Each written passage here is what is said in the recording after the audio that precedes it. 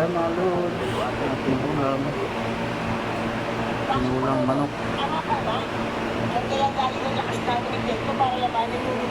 Good morning mga kalibs natin dyan. Ito yung ulam namin ng tropa ngayon.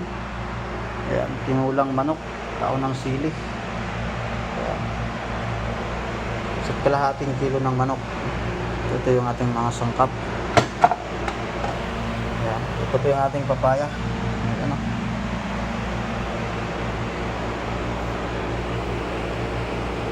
Ayan, at magigisa na tayo mga lods. Nagpainit na tayo ng kunting mantika sa ating lutuan. Lalagyan na natin ito ating luya. Ang ating luya. Lalagyan natin yung luya kasi yan ang mas mabango pag inuna yung luya. So dati ito natin bawang mga lods. Sunod ay sibuyas. Ayan mga lods, at lalagyan na natin ang ating bawang. Atin ang halo-haloin. Sibuyas, lagyan na natin.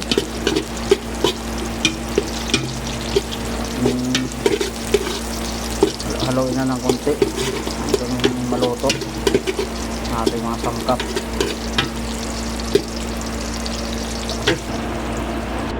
Mga lods, at nilagyan na natin ang ating manok at ating lang hahaluin. Ayan.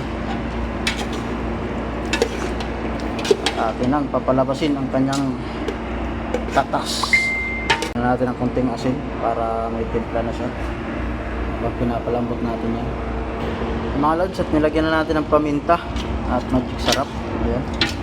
Habang pinapalabas natin ang kanyang katas, kakaroon na siya ng lasa bago natin lagyan ng tubig para manuot yung lasa.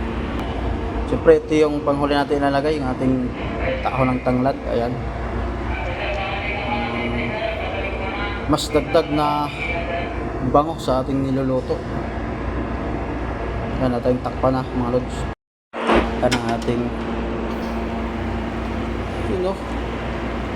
labas na ang sariling katas ng ating tinulang manok.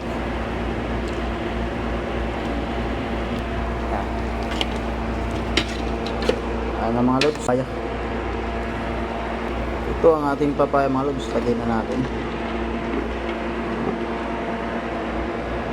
Lalong sasarap yan, lalo na ang lalagay natin sabaw ay yung hugas bigas na sabaw.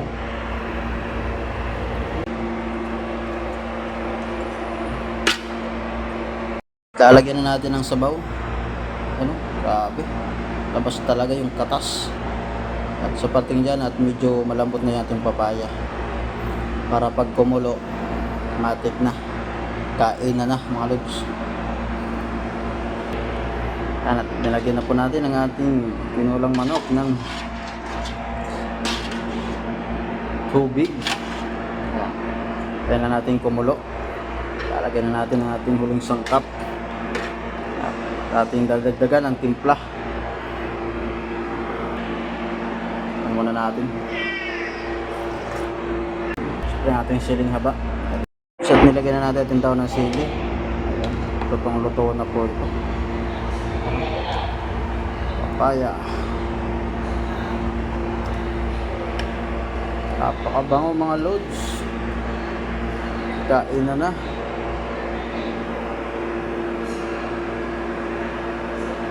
Sabaw pa lang, ulam na. Ayan mga lods, ating ulam. Tinulang manok. Kaya galing ang lakas namin ng tempo para labanan yung nilang na naka-invento namin kanina. Kasi yung lakas namin, lolo.